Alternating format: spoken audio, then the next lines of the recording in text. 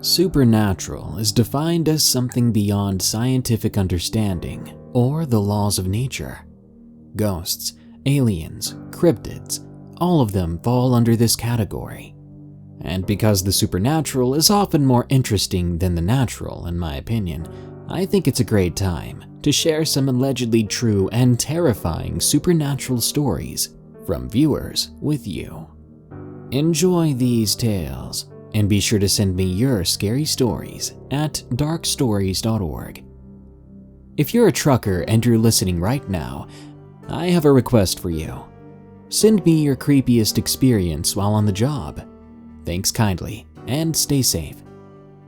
Now, after you haunt that like button, we can begin. The Shadowy Figure, from Bonjour Maddie. I was born in Southeast Asia. My family and I moved to the US in 1996. I grew up in Washington State and I'm still currently living there.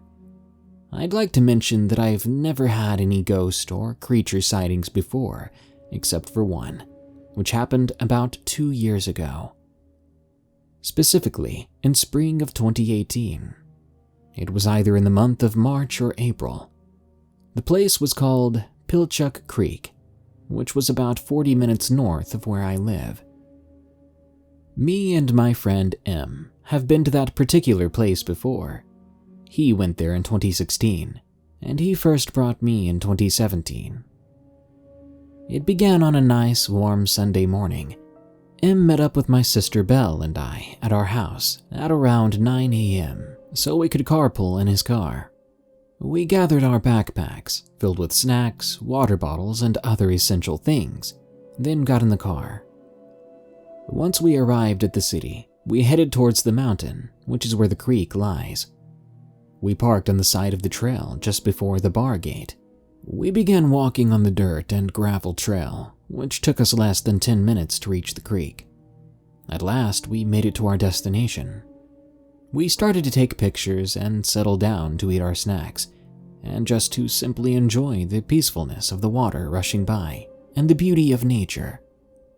We stayed there for about 30 minutes until my sister said that she was done chilling at the creek and wanted to go explore the rest of the trail where the old highway used to be. To get back on the trail from the creek, you would have to run up the hill or go around the trees. The fastest way was to go up the hill, so my sister went up first, followed by me, then M. This is the part where I saw that shadowy figure.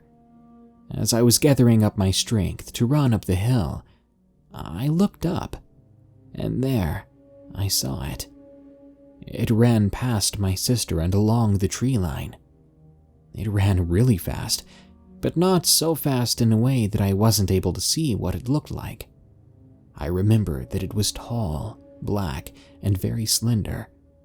I'm not really good at estimating height, but I'm telling you, it was at least 8 to 10 feet tall. For some reason, I didn't feel threatened or scared, but definitely surprised. "Whoa, did you guys see that?" I asked. "See what?" Belle and M both asked. I told them about it, and they trusted what I said, saying that there was probably something lurking around the area. You see, me, Belle, and M have always been fascinated with cryptids and anything paranormal. We've always kept an open mind. If someone shared their encounter with us, we would listen, discuss it, and not ridicule them. In spring of 2019, me and M went back to the creek.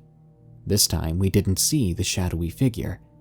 Even though we didn't see it, it doesn't mean it didn't see us, because I was quite sure it was hiding somewhere, watching. I recently brought up the encounter to my sister again.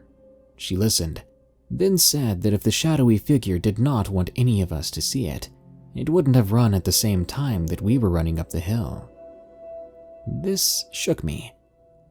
I don't know what its intentions were, but I guess it did want to show itself to us. Thanks for listening to my story. Haunted Walmart, from Black Wolf 96237. I work at my local Walmart. I've been there for almost 2 years now. But honestly, I don't know how to say this without sounding dumb. I'm a girl working Cap 2, and Cap 2 is like the main part of keeping the store working. We unload trucks, stock shelves, all that. But there were some things there that I personally could not explain. When I began working there, I soon found out that our store was haunted. At first, I didn't believe it, thinking it was maybe people trying to scare other workers. I do believe in the paranormal, but I would normally have to see it to believe it. What I saw still leaves me with questions. It was a cold night, about 9 or 10 p.m. I was moving pallets. I was heading to the back to grab the last few when a ball came into view in front of me. I stopped, confused at this. I walked over and picked up the ball. It was one of those cheap bouncy balls that kids play with. I looked down the aisle expecting to see someone, but I was alone. I scanned the whole area, but it was empty. Truly no one in sight. I looked at the ball and shook my head. Maybe my mind was playing tricks on me. But I was a little on edge.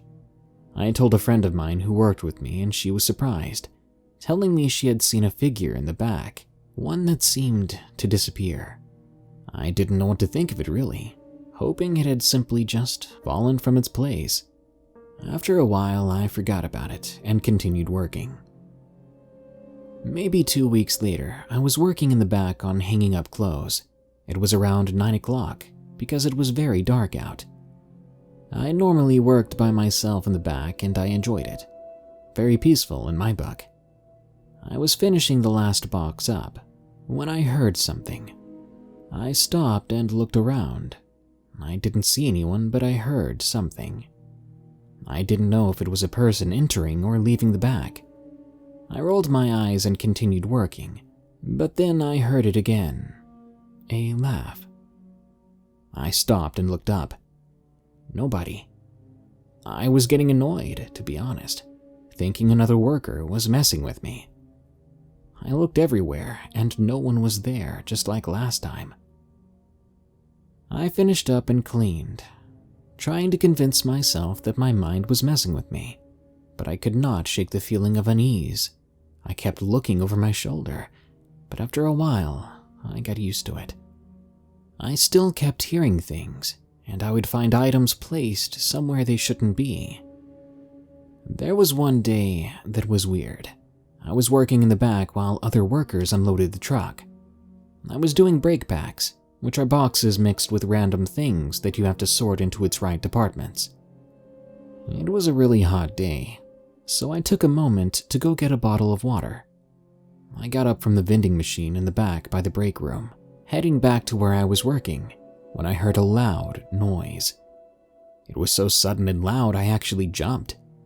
I turned around to see a pallet of boxes had fallen over. This put me on edge. That pallet had been back there for a long time. It was stacked where nothing could have fallen off of it, unless someone shoved it. Hearing this and seeing this, I was so creeped out, my chest tightened. I turned to head where I was working and continued with my job, still nervous. When we finished with the truck, I noticed the pallet mess was still there. Another worker saw the mess and was confused. He knew that the pallet was stacked fine, and even he said there was no way it could have fallen over by itself. I told him about what happened, and he was shocked too. Then he nodded, saying, "Yep, the place is haunted." I think he was joking, but I was very much uneasy. I still work at that Walmart. Even now and again, I hear things, and even things fall over still. We will have pallets that are stacked over nicely, falling over, with no one around or interacting with it. So, I honestly don't know. Believe it or not, that's up to you. But I can say that there may be something here that we cannot see. Something followed me home from Back 40 TV. I'm now 30 years old, but I was 15 at the time. It all began when I was home alone while my mother was at church. I pretended to be sick so I wouldn't have to attend this night's service. I was lying on the couch watching a movie, a scary one of course. I suddenly heard a bump kind of sound coming from my bedroom, which was directly on the other side of the living room wall behind the TV. We had many cats at the time, so I assumed it was simply one of the animals running around. About 10 minutes later, I heard the noise again, this time much louder than before. I decided to go check it out and make sure the cats didn't break something. When I entered the room, it was empty. No animals in the closet, under the bed, the room at all. It was just empty. I searched the house and found all 4 cats put up in the laundry room, which is where we usually kept them when we went out. This, of course, was strange, but I thought nothing more of it. I laid back down to continue my movie, and after about 20 minutes, I heard yet another bump coming from my bedroom. At this point, knowing it wasn't cats, my hairs stood up, and I got goosebumps. I quickly ran into the room and turned on the lights. Nothing. No animals, nothing had fallen, the room was just as I left it. I was at home alone, so of course I was a little freaked out, but I grew up in the backwoods of Louisiana, so I don't scare easily. I went back into the living room and again laid down to watch the movie. No sooner than I had the covers over my face, my blood turned to ice when I heard footsteps run behind the couch toward the kitchen. I jumped up, half terrified and half ready to defend myself against some sort of intruder. I ran into the kitchen and flicked on the lights. Nothing. Another empty room. I felt as if my soul left my body when I realized what was happening. I calmed myself down, and Mom returned home about an hour after the incident. I barely slept that night, but luckily nothing else would happen for a while.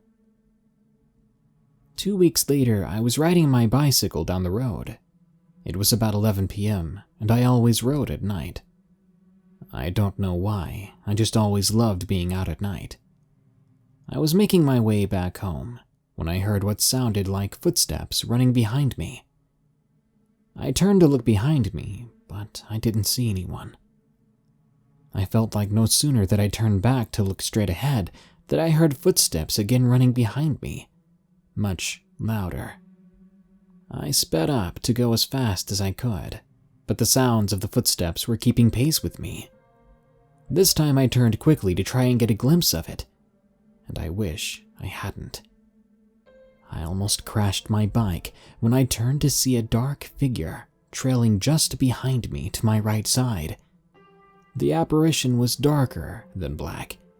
If you could imagine how dark it would be at the edge of the universe, that is the darkness I would use to describe this thing. It seemed to be looking at me and not taking its eyes off of me, despite running at a fast pace right beside me. The eyes seemed to glow, but not like everyone explains with a glowing red or anything like that. It was more the way you look into a black marble, and you shined a pale light on it. That shine I'll never forget. I let out a mumbled noise of fear. I began to pedal my bike even faster. I was only about half a mile away from home, and I just wanted to feel the safety of walking in and shutting that door. When I got home, I jumped from my bicycle, leaving it to roll into the carport at high speed. I ran inside and turned on all the lights, expecting to face this thing again. But I never had any other experiences with it. But I think it had attached to me, followed me home from one of our ghost hunting trips that we used to make as kids. I've never been so scared in my life, and it's been 15 years since then. I still remember to this day vividly how that thing looked at me. The Man in Red, from JaytheStickman. My family and I moved into this house, which sort of looked like it came from an 80s horror film.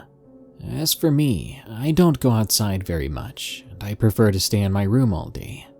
I'm also a bit of an introvert. Anyway, the first 4 days we lived there was fine, and nothing unusual happened. But then came one Friday night. I had stayed up late on my laptop and eventually got tired, so I went to bed. But then something happened. As I was trying to sleep, I felt this wet hand touch my shoulder. This immediately woke me up in a fright, but when I looked around, there was no one there. So I assumed it was my sister, because she likes to play pranks on me. I shrugged it off and went back to sleep. The next morning, I asked my sister if she touched my shoulder last night. She stops eating and just looks at me as if I did something weird. "Why would I touch you on the shoulder?" she said, with her food still in her mouth. The following night, I was watching Netflix with my sister while my parents were shopping. About 7 minutes into the movie, my dog began to bark at the dark kitchen, causing my sister to wake up with a jump. My dog is a Kelpie Ridgeback, so she's medium-sized and usually barks when someone comes to our house. But this bark didn't sound normal. It was more of a, "don't come close to me or I'll hurt you" kind of bark. I tried calling his name a few times, but he kept barking at the darkness. Then what my sister said next gave me chills. "Hey," she quietly called out to me. "Can you see it?" She points something out. I got up and turned the kitchen light on. There was nobody in sight, but I did find something odd on the floor. It looked like a wine stain, but the red color was a bit brighter and dry. It also had a bad smell to it, like the combination of rotten flesh and vomit. But then the red began to twitch. I called my sister to come check this out, but she wasn't there. Neither was my dog. The kitchen light then began to flicker for a few minutes until it turned red. I looked around, calling for my sister, and then I saw it. This red, melting-looking thing. It had a humanoid build, long arms with claws, yellow eyes and black eye sockets, but no legs. Then it opened its mouth and said, This is not your home." Suddenly, I woke up on a white, unfamiliar bed. It took some time before I realized I was in a hospital. My parents and my sister were relieved that I was fine. It turns out I randomly just passed out in the kitchen for some unknown reason. Luckily, I seemed healthy. I didn't tell my parents what I experienced, though. They wouldn't believe me. But nothing strange happened again after the incident. Yet I'm still haunted by those words. Was I trapped in some sort of dimension? I don't think I'll ever know. Brookforest Inn, Evergreen, Colorado. From Nagi Naue 101. I grew up in Evergreen, Colorado, between 1981 and 1990, and I've lived most of my childhood on Brookforest Road, which is a winding road and looks kind of cool during the summer, and really fun during the winter if you like ice, and some choice sledding spots. There's one tourist attraction on Brookforest, and it's the most beautiful. It's called the Brookforest Inn.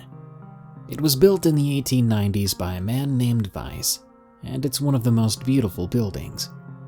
When I lived across the street, I was about 6 years old, and my family rented a small red house across the street from the inn. It was once a stable house. You could see it from the front yard. There were several things strange and ghostly about the inn, and one of them was the top floor, which was never inviting. People who stayed there felt uncomfortable there, to say the least. As children, my sister and I would go there to explore with the owner's little girl. The rooms were being renovated at the time, so there was only one working bathroom in one of the main suites.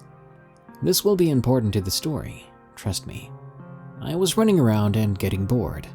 I told my sister I was going to go downstairs. Now, to tell you as a 6-year-old this is my first ghostly experience would be a lie. I believed my grandmother's house to be haunted too. I'd seen some ghosts. I was standing at about the third step from the bottom of the stairs in the entry to the inn, when suddenly, I felt the hand of an adult suddenly shove me the rest of the way down the stairs. I fell onto my rear, staring up and around. My father was yelling at my sister, who was actually going to the bathroom. It couldn't have been her that pushed me or pulled me, because she had been nowhere near where I was. I was stunned and utterly unaware of the ghost story surrounding the place until I was in my 30s, when I was watching a Halloween special on Fox 31 about haunted places of Colorado, and wouldn't you know it, the Brookforest Inn was one of them. If you find yourself in Evergreen, Colorado, have a look at the Brookforest Inn and take some pictures. The place is beautiful, and I do miss it horribly. I've always wanted to go back to the place of my youth and show my nephew, because honestly, his mother and I were quite happy playing in the shadow of a haunted inn. Moving Day from the Lost Potato Chip. I used to live in a 2-story, 4-bedroom and 2-bath house. It was the first place my family lived when we moved to the state of Georgia. I was about 8 years old at the time. My family lived in that home for 2 years, and in the span of those years, many unexplained things happened in that home. Things like items mysteriously going missing, faint disembodied voices that had no source, cold spots around the home, and a constant uneasy feeling as soon as you would step foot inside it. My parents brushed off many of these occurrences, unlike me. I always found the house to be unsettling, and frankly it made me paranoid to even be alone in the place. Eventually, due to financial instability, we had to move from the home. I was more than happy to leave the place, but the closer to moving day, the more oppressive the feeling in the house became. It was a week before moving day, and my parents had sent me to bed early, due to them watching an adult movie that I couldn't. I always hated the idea of sleeping alone, so I had a life-sized ballerina doll that I got from a dance recital at age 4, and a smaller Betty Boop doll to hug close for comfort. As I lay in bed, the bright idea came to me to lay the ballerina doll in the bed, to make it look like I was still in bed, and make it hold the smaller Betty Boop doll, so that I could sneak back downstairs to watch the movie without my parents knowing. I had tucked the covers under the dolls to make sure they didn't budge an inch. I thought the plan would be foolproof. I made my way out of the room, down the upstairs hallway to get to the stairwell. I turned to look back towards my room, and an uneasy feeling took hold. I quickly scurried down the stairs, trying my best to avoid the creaky ones on my way down. Thinking back, my parents probably could hear me coming down the stairs. I wasn't careful at all. As I attempted to hide and watch the movie behind the piles and piles of boxes, I was eventually found and told to return to my room upstairs.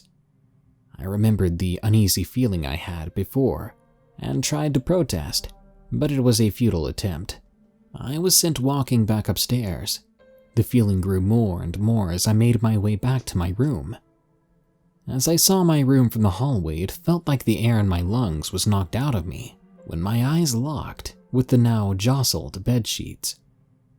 I remembered tucking them in under the dolls and the bed being neat as I left the room, but now the sheets were pulled back, and the ballerina doll was propped in a sitting position, its head lolled to one side. That freaky life-size doll was facing the doorway.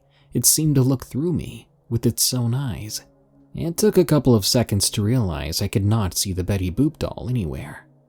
Apparently, my younger self had more gall than I do now, because I walked in that heck of a room in search of my other toy. My eyes scanned the room before seeing the smaller doll on the complete opposite side. It looked as if it had been thrown with a good amount of force, due to the crumpled position it lay on the floor. I was on complete edge before I felt a cold, almost breath-like wind on the back of my neck. After that, I sprinted back down the hallway, crying. My parents let me sleep with them for the rest of the week, until we finally moved. I still kept those 2 dolls, and now have them as memories of that haunted house. The Haunted Trailer, from Pat A. I was in my early 20s with my young daughter. Her father worked third shift, so I was alone with her most nights from 6 to 4 in the morning. We lived in a mobile home that I believe had multiple presences. The initial entity, I think, was the previous owner, who was very thrifty. He would turn off lights. I was in the bathroom when a translucent arm reached in to turn off the lights, and I was so startled. At first, I shakily said, "I'm not done yet," and the arm snaked back out. The second and worst was actually a dead relative that had been haunting my now ex his entire life. This man had been stationed in Germany shortly after the Second World War. He believed his wife was cheating on him due to his paranoid schizophrenia, and one day he beat her to death with a shovel, putting her in the trunk. He bundled the kids in the back seat and took off down the Autobahn until he crashed. He was arrested. The kids were sent back to the US to the closest relative, and he was hung for his crimes. This spirit haunted my ex. He told me stories of how people would see the shadow behind him, the devil over his shoulder. As our relationship disintegrated, I became aware of this shadow. It would stand behind me while I did dishes, blocking out the light. It progressed to touching my shoulder and whispering in my ear. The night before I left, I saw the shadow of a man pacing up and down the hallway. Eventually, it leaned into the bedroom and looked at me. I told it I refused to be snuffed out. It went away, and then I took my daughter and left. It got worse after. Doors would open and close. Clothes would reach out from their hangers, and items would disappear to be found later in nonsensical places. The trailer was eventually scrapped, and we luckily never saw it again. Passed Away Too Young, from Lady.M. When I was around 19, I moved into a room in a large house, which was in the finished basement. Before I moved in, there were 3 others living in the house. They told me the place was also occupied by a little ghost girl. Stephanie's room was the main hotspot for this ghost. She was rarely home though, so she never experienced much. Mike is a pretty solid, tough southern guy, whose accent reminded me of Matthew McConaughey, told me he saw the girl in Stephanie's room often, and sometimes while he's sleeping, he'd wake up to someone tickling his feet, until he tells her firmly to knock it off. So it seemed as though she was a harmless spirit. One night, a few friends and I were heading up to Jay's room. While we were passing the second staircase, in the corner of my eye, I see a little white silhouette of a girl, just standing there watching us go by. I pretend not to even notice her and kept my eyes straight until we went up to the 3rd floor to Jay's room. Once there, I told the other 3 what I saw. One of them agreed, saying they saw the same thing as well, and he was someone who didn't believe in such things. That was my first experience with the place. Sometimes when I left the house, I could see her shadow in the window. One night, I was home alone in my room, watching TV or browsing my computer. Then I got this really heavy, dreadful feeling that I was being watched, and she was in the room somewhere with me. I honestly started to get very uncomfortable and frightened to the point where I almost left, but I felt like I shouldn't. This ghost did not like me for some reason. My last experience in the house before I moved into my own place, I was sleeping in my room when I started hearing a very loud hum, almost like vibrations all around me. My boyfriend at the time was still asleep next to me, so I knew only I could hear it. Then I felt my whole body had some type of pressure. I couldn't move a single muscle. I woke up the next morning, not quite sure if it was real or a dream. Could it have been the ghost? I still wonder years later, but I never experienced anything like it again. Well, this brings us to the end of this Darkness Prevails episode. But don't you worry, more scary stories are on the way soon. So stay tuned and be sure to send us your scary stories at darkstories.org. Until next time, here are the credits to my amazing patrons who have donated or continue to donate. And remember, stay safe out there and stay creepy, because this world is a strange one.